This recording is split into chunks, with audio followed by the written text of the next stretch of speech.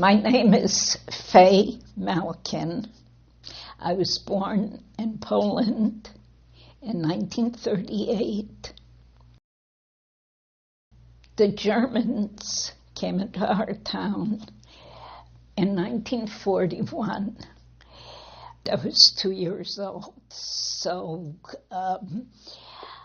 I have some knowledge from before, when I can remember, from a diary that my uncle kept and what my mother told me. The first thing the Germans did was they turned the town over to Ukrainians who were collaborators of the German Nazis, and they announced that all Jewish men between 16 and 60 have to come out to this town square. They're going to take him to work. My father was one of the people that went out.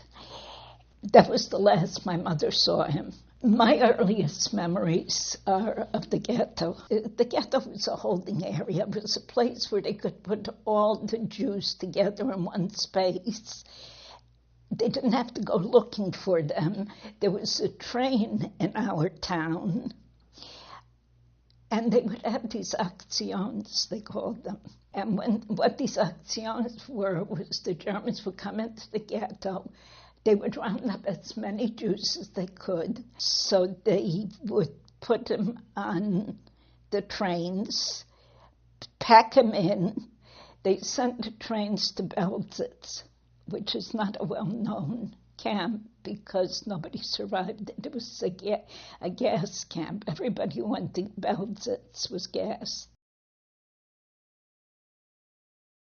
My uncles realized that what was going on, that people were being killed. So they would sneak out of the ghetto at night under the barbed wire and go speak to people. They knew Polish people in the area because they had lived there forever.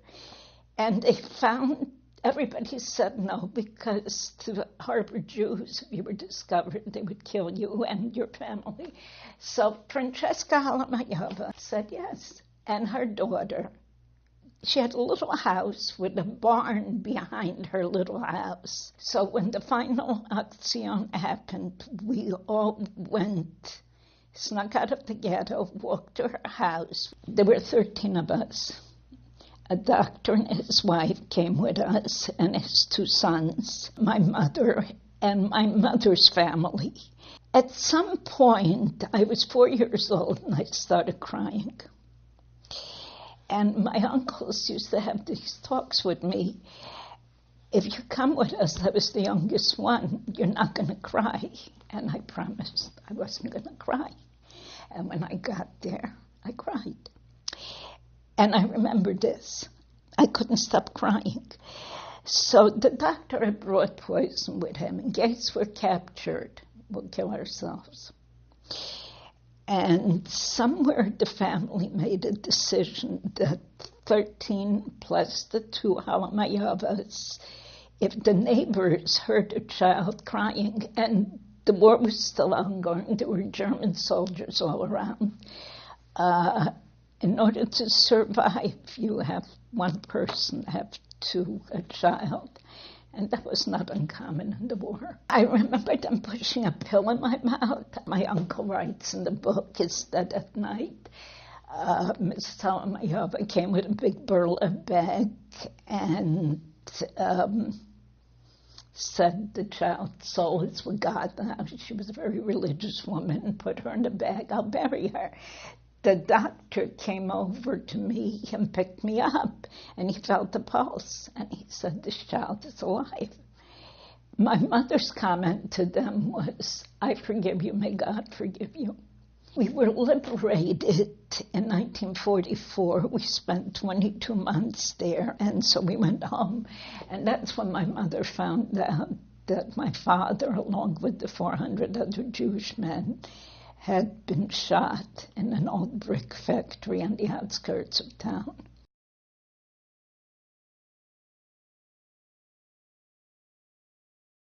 To my family, the only way you could get revenge was to survive. You couldn't defy them in any other way.